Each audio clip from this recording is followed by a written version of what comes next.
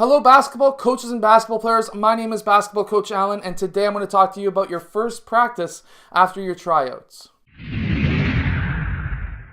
So hello everyone, my name is Basketball Coach Allen. On this channel, I normally show you basketball plays, drills, and skills. So if you like that stuff, hit that like button and subscribe. But anyways, today I'm going to talk to you about your first practice, first in season practice.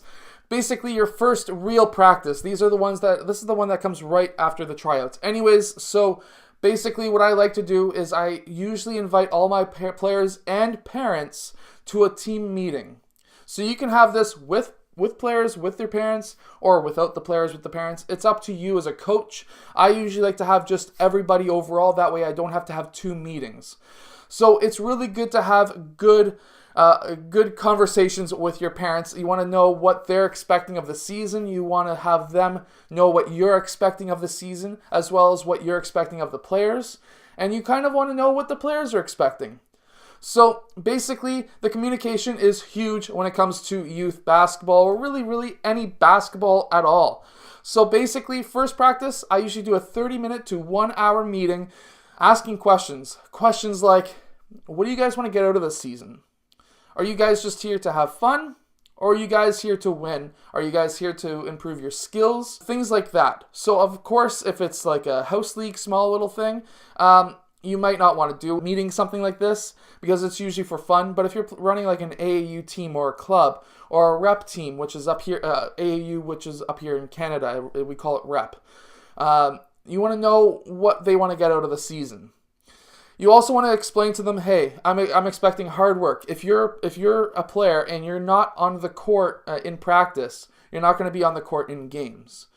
If you're sitting on the side, sulking, and bringing the team's morale down, well, you're going to be sitting on the bench, sulking, and bringing the team morale down because you won't be playing and things like that. Also, I expect hard work in practices. I expect you to be giving 100% every single day. I don't do 110%. That sounds cliche. I usually say, give me 100% and you're going to get game time. And a lot of players get confused about this. So I usually explain to them, if you're running in practice, I don't care if you're making or missing your shots. If you're running in practice and you're running to the drill, you're running to the line, and you're not just like walking to the baseline for suicides. You're not walking to a layup line. Anything like that, you're going to be doing super well. But I also want to have the communication back and forth with you as a player and as a parent. So on the player side, I always like to explain to them, hey, basically, I want to know what you want to improve. So I usually give them homework. It sounds bad to give players homework, but I want to know what they want to improve. So in the second practice, which may be tomorrow or like 4 days from now or next week, I want you to bring in a list of 3 skills that you want to improve this year. Then I want you to give me 3 goals that you want to do this year. Stuff like, hey, I want to have a game where I get 10 rebounds or 15 rebounds. I want to have a game where I get 4 charge calls called against an opponent because I took a charge. Things like that. Things that will help the team as well as yourself, obviously. And then I also want to talk to the parents and have them set their own goals. I don't really need them to write down their goals or anything like that. I'm more focused on the player development side of things. But I want their goals just to be thought about, and then they can come to me whenever they feel like it to say, hey, I want little Johnny to feel like he's welcome on this team, or something like that. Little Mr. I don't know, somebody, Billy. Little Billy has issues in school with bullies, and I want him to feel more included in team drills and things like that. And that when I get messages like that, I now know the mindset of the parents, but I also now know kind of a backdoor mindset of the player where maybe he wants to feel, maybe he's taking 3 or 4 steps away from a line because he doesn't feel included, and now I can do a few things to make him feel more included with the team because he doesn't feel included in school. So things like that. And by having a team that's very happy, if you're more player-oriented, which I usually am, you're usually going to get more out of your team, which for one gives you more winning, which makes everyone have more fun. But also, now you're getting into the lives of the players and the parents, and they're going to be very super happy.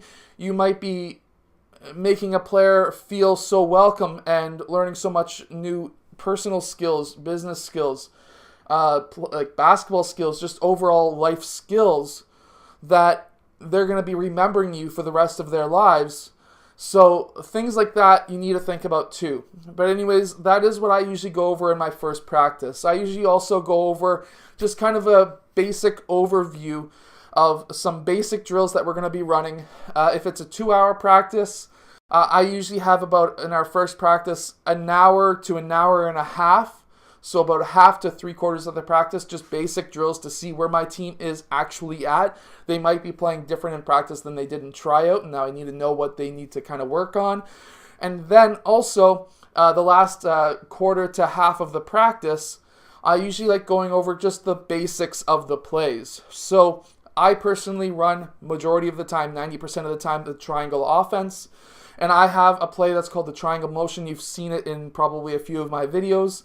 And that way I run the triangle motion in our practice, so now they get the basic movements of my offense, and then we can build off that later on. So things like that. If you have an offense that's kind of staggered and built off of each other, and you can add more branches to that tree, then that's a fantastic way to run your offense, which is what I do.